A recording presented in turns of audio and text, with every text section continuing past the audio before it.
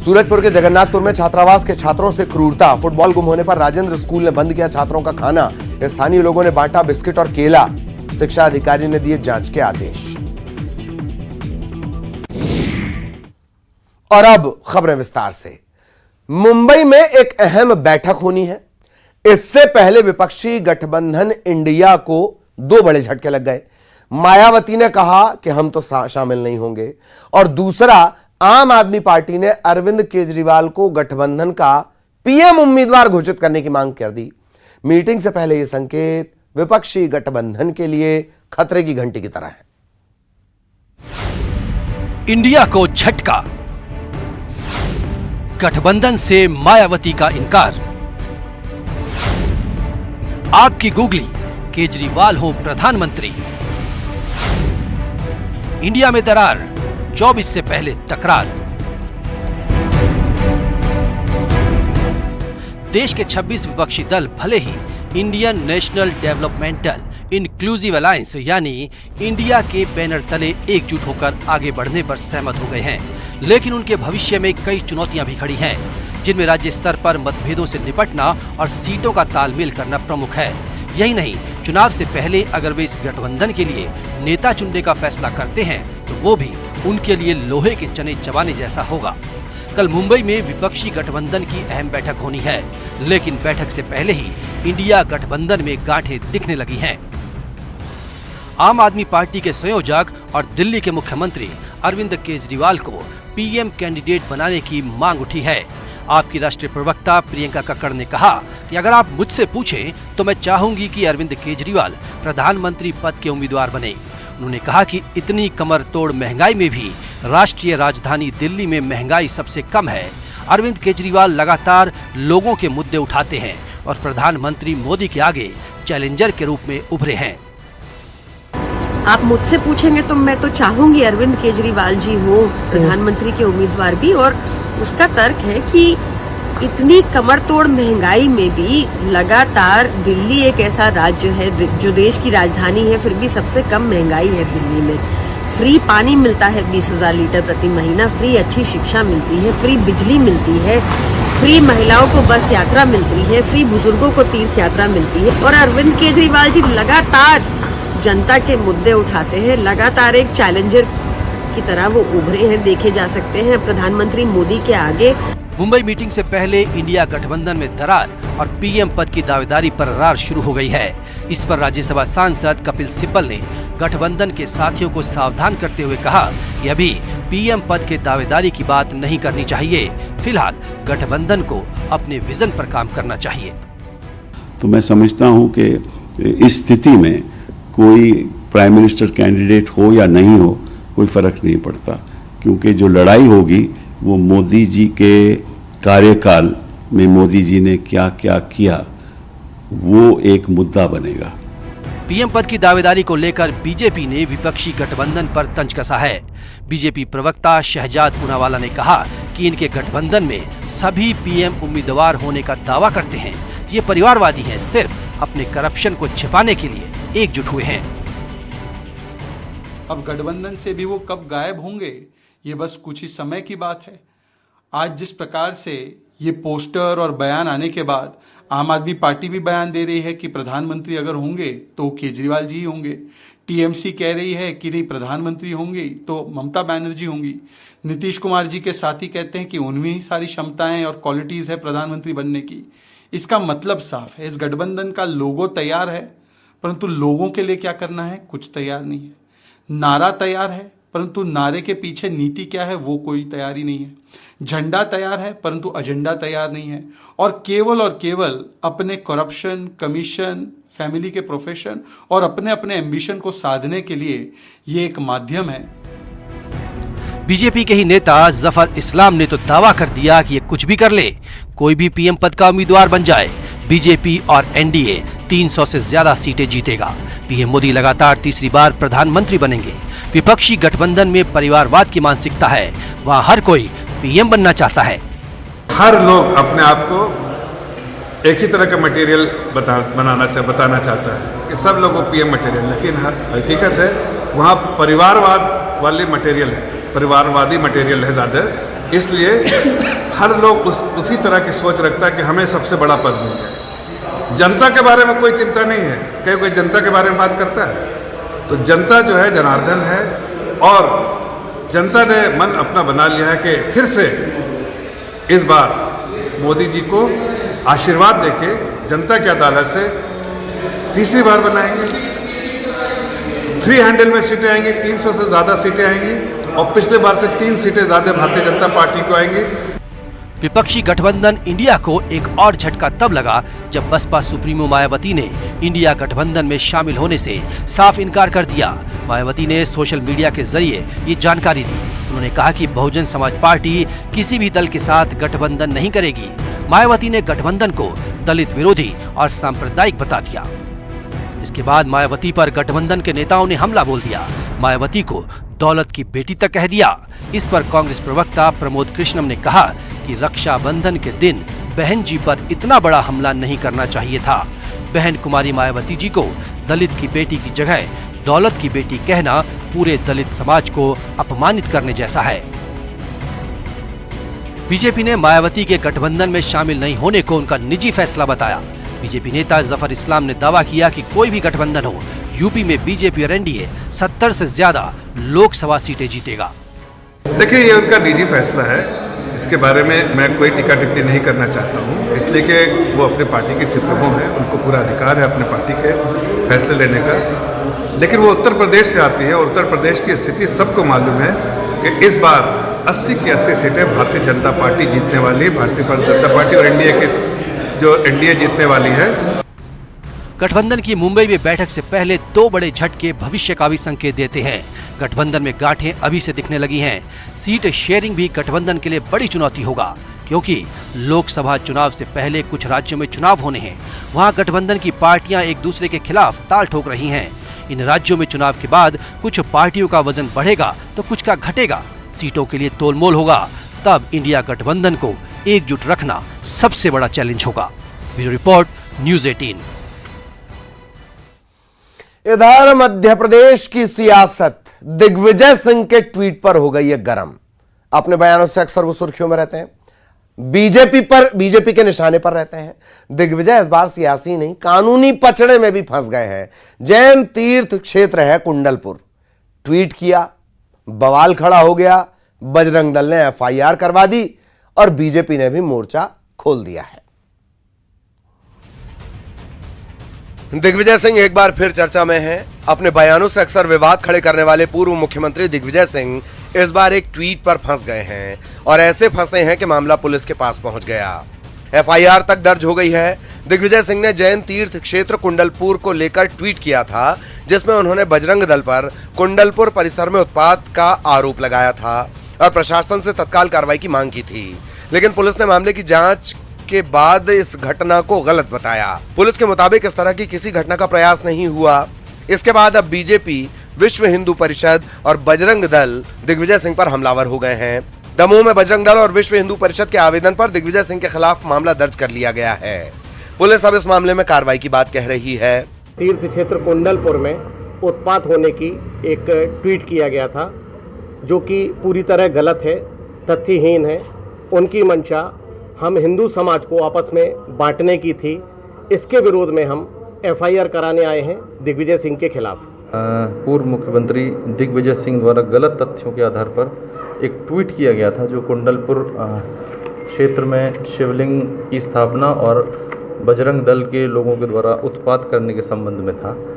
उक्त ट्वीट जिस अकाउंट से किया गया, उस ट्वीट की बारीकी से जांच की गई। अकाउंट के लास्ट एंड तक जाएंगे, कौन इसको ऑपरेट कर रहा था, और इसके सोर्स का पूरा पता इन्वेस्टिगेशन में लगाया जाएगा। जो इसको ऑपरेट कर रहा होगा उसके अगेंस्ट में जो विधि सम्मत कार्रवाई होगी वो की जाएगी। तो पुलिस का कहना है कि ट्वीट में भ्रामक जानकारी दी गई। ऐसे में दिग्विजय सिंह अब घिर गए हैं। पुलिस तो कार्रवाई कर ही रही है, बीजेपी ने भी हमला बोला है। प्रदेश अध्यक्ष वीडी शर्मा ने निशाना साधते हुए कहा कि अभी तो सिर्फ एफआईआर हुई है, दिग्विजय सिंह को इसका जवाब देना होगा। उन्होंने ये भी कहा कि वे लगातार प्रदेश का वातावरण बिगाड़ने और धार्मिक भावनाओं को भड़का रहे हैं। वीडी शर्मा ने कहा कि इससे पहले दिग्विजय सिंह खरगोन को लेकर भी अफवाह फैला चुके हैं। उन्होंने पाकिस्तान की रोड को भोपाल की रोड बता दिया। वीडी शर्मा ने आरोप लगाया कि दिग्विजय सिंह और कमलनाथ योजनाबद्ध तरीके से चुनावी वातावरण बिगाड़ रहे हैं। उन्होंने कहा कि दिग्विजय सिंह के खिलाफ कार्रवाई के लिए ट्विटर को भी लिखा गया है। तो केवल एफआईआर हुई है, दिग्विजय सिंह जी को इसका जवाब देना पड़ेगा और उनके ऊपर कड़ी कानूनी कार्रवाई होगी, क्योंकि सामान्य घटना नहीं है। लगातार आप मध्य प्रदेश का वातावरण बिगाड़ने के लिए, धार्मिक और सामाजिक भावनाएं भड़काने के लिए आप जो इस प्रकार की व्यूह रचना रच के ट्वीट करते हैं जिससे समाज भड़के, धार्मिक भावनाएं भड़के। आपने कुंडेश्वर के मंदिर में जिस प्रकार से ट्वीट किया और वो फेक साबित हुआ और आपको डिलीट करना पड़ा, वहां के समाज के, वहां के प्रबंध समिति के लोगों ने कंप्लेंट की। बीजेपी दिग्विजय सिंह पर चुनावी माहौल में प्रदेश का वातावरण बिगाड़ने और धार्मिक भावनाएं भड़काने का आरोप लगा रही है। इस पूरे मामले में जब दिग्विजय सिंह से पूछा गया तो उन्होंने कहा कि उनके पास कोई जानकारी आई थी और उन्होंने डीजीपी को सूचित कर दिया। वाले मामले में एफआईआर दर्ज कराई दमोह में। जो भी कराए, मेरे पास इन्फॉर्मेशन आई थी तो मेरा ये फर्ज था कि मैं उनको सूचित करूं, डीजीपी साहब को, मैंने किया। दिग्विजय सिंह अब अपने ट्वीट पर सफाई दे रहे हैं। बीजेपी के प्रदेश अध्यक्ष वीडी शर्मा ने इस पर भी निशाना साधा। सारी जनता मूर्ख है, सारे लोग मूर्ख हैं, आप ही ज्ञान बांट रहे हैं लोगों को। आपकी जिम्मेदारी है कोई कि ट्विटर पर क्या लिखा जाता है और क्या नहीं लिखा जाता है, इसलिए केवल कुछ भी बोल देना है और फिर बच्चे टाइप हरकत कर देना है। अरे कोई सामान्य बच्चा भी सोचेगा कि मैं ये लिखूं कि नहीं लिखूं, इसकी सत्यता क्या है? आप झूठ और छल कपट की राजनीति करते हैं, जो मध्य प्रदेश के अंदर आप एक्सपोज हो गए। बीजेपी को एक बड़ा मौका मिल गया है। दिग्विजय सिंह अपने ट्वीट पर घिर गए हैं। आरोप प्रत्यारोप बयानों के तीर तो चल ही रहे हैं। एफआईआर पर भी सियासी फाइट जारी है। अनुराग श्रीवास्तव, न्यूज़ 18 भोपाल।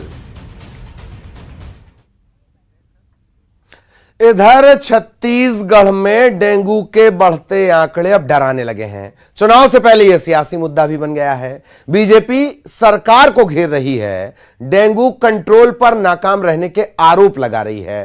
कांग्रेस का कहना है कि रोकथाम के लिए हर प्रयास किया गया। आरोप प्रत्यारोप बयानबाजी के साथ साथ डेंगू के बढ़ते आंकड़े भी जारी हैं।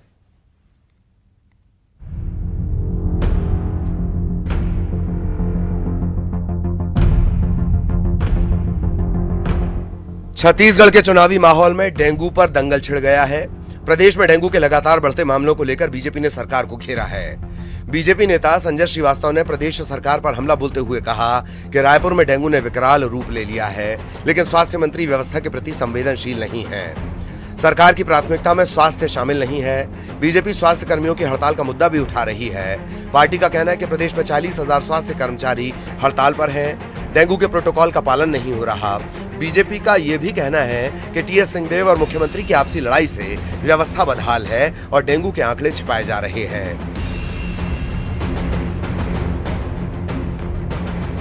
देखिए, आज रायपुर सहित पूरे प्रदेश में जिस तरीके से डेंगू का कहर है और लोगों की लगातार मौतें हैं, आज रायपुर शहर के अंदर में लगभग हर एक मोहल्ले में, हर एक परिवार के अंदर में कोई न कोई एक व्यक्ति डेंगू का शिकार हो रहा है।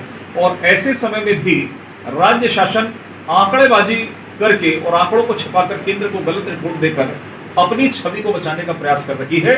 छवि बचाने का उनके लिए प्राथमिकता है, लेकिन लोगों की जान बचाने की प्राथमिकता डेंगू पे नहीं है। आज डेंगू को लेकर सरकार को संवेदनशीलता के साथ में काम करने की आवश्यकता है। लोगों के परिवार उजड़ रहे हैं, एक परिवार से 2-2 लड़के समाप्त हो गए। इससे विकट स्थिति नहीं हो सकती। अपनी व्यक्तिगत लड़ाई को छोड़कर, अपनी प्रतिद्वंद्विता को छोड़कर स्वास्थ्य मंत्री जी और मुख्यमंत्री जी को डेंगू पर प्राथमिकता के साथ में काम करने की आवश्यकता है और लोगों की जान बचाने की आवश्यकता है। बीजेपी का आरोप है कि सरकार डेंगू पर कंट्रोल करने में नाकाम है। हालांकि कांग्रेस का कहना है कि स्वास्थ्य अमला एक्शन मोड में है। नगर निगम और जिला प्रशासन लगातार दौरे कर रहा है। कांग्रेस का यह दावा है कि कहीं भी कोई परेशानी नहीं है। मौसमी बीमारी से आम जनता को सुरक्षा देने के लिए स्वास्थ्य अमला एक्शन मोड पर है। नगर निगम, जिला प्रशासन लगातार संक्रमित क्षेत्रों का दौरा कर रहे हैं। मलेरिया मुक्त अभियान चलाया जा रहा है, कीटनाशक का छिड़काव किया जा रहा है और जहां भी डेंगू के मरीज पाए जा रहे हैं उसका टेस्ट किया जा रहा है, इलाज किया जा रहा है। दवाइयों की पर्याप्त व्यवस्था है और स्वास्थ्य अमला पूरी निगरानी रखा हुआ है। कहीं भी किसी प्रकार की कोई दिक्कत नहीं है। डेंगू का डंक प्रदेश को डरा रहा है। प्रदेश के कई जिले डेंगू से बेहाल हैं और अब इस पर सियासत शुरू हो गई है। आरोप प्रत्यारोप का दौर जारी है। आकाश शुक्ला, न्यूज़ 18 रायपुर।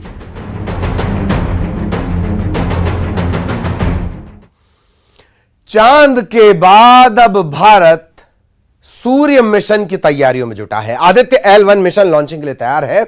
इस बीच चांद से नई नई जानकारियां निकलकर सामने आ रही हैं। देखिए,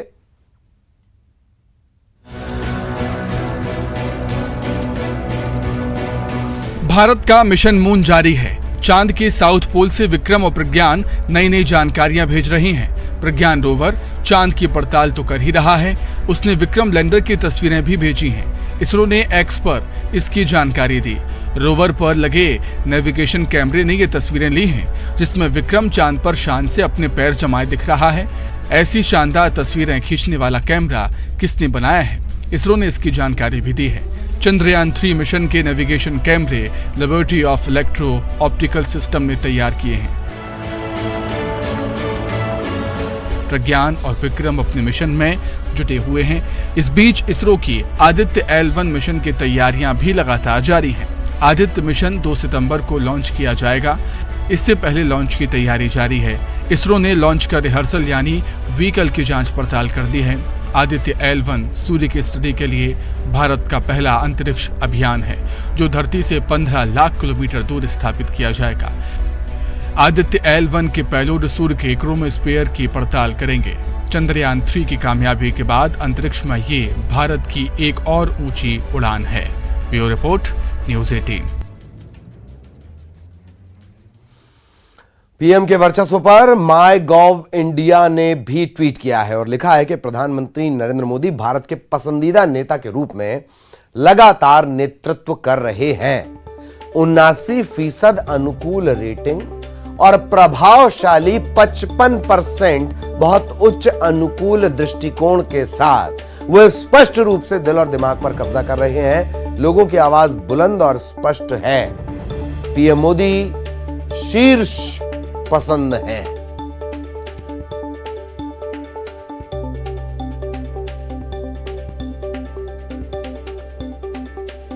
तो माईगॉव इंडिया से ये ट्वीट है। नेता के रूप में वो लगातार नेतृत्व कर रहे हैं। 79% अनुकूल रेटिंग, प्रभावशाली 55% परसेंटेज के साथ बहुत उच्च अनुकूल दृष्टिकोण। लोगों की आवाज बुलंद और स्पष्ट है। देवास के एक गांव में तेंदुआ घुस जाता है। ग्रामीण तेंदुए के साथ सेल्फी लेते नजर आते हैं, सवारी भी करते हैं। सोशल मीडिया पर यह वीडियो वायरल होता है, लेकिन ऐसा करना सही नहीं था। तेंदुए का ऐसा अजीबोगरीब व्यवहार क्यों था, इस रिपोर्ट में देखिए।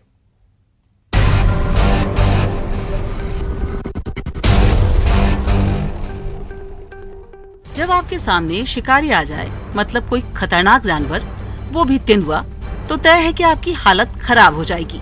आप डर से कांप जाएंगे, पूरा गांव थर्रा जाएगा। आप ऐसा सोच रहे हैं ना? लेकिन देवास से आई तस्वीर को देखने के बाद आप हैरान रह जाएंगे। देखिए, लोगों में तेंदुए का कोई डर नहीं दिख रहा। लोग सेल्फी ले रहे हैं, साथ चल रहे हैं। तस्वीरें जिले के सोनकक्ष तहसील के इकलेरा गाँव की है, जहाँ माता मंदिर के पास तेंदुआ घूम रहा था। ग्रामीणों की नजर जब तेंदुए पर पड़ी तो सब हक्के बक्के रह गए। ये तेंदुआ इस जंगल में घूम रहा है, जो कि हल्का सा कुछ चक्कर वगैरह आ रहे हैं, तो उसकी सूचना पाकर हम मौके पे आए हैं। और जब से उसकी निगरानी रख रहे हैं, उसके पीछे पीछे घूम रहे हैं। और अभी वो पास में या नाले में उतरा है नीचे, और पूरी टीम लगी हुई है। और हमारी रेस्क्यू टीम एक जो देवास वाली है, वो मौके पर आ चुकी है। पहले तो ग्रामीणों को यकीन ही नहीं आया। जब मंदिर के पास पहुंचे तो तेंदुए को देख हैरान रह गए। हैरानी। और इसी के साथ इस बुलेटिन में इतना ही। खबरों का सफर जारी है।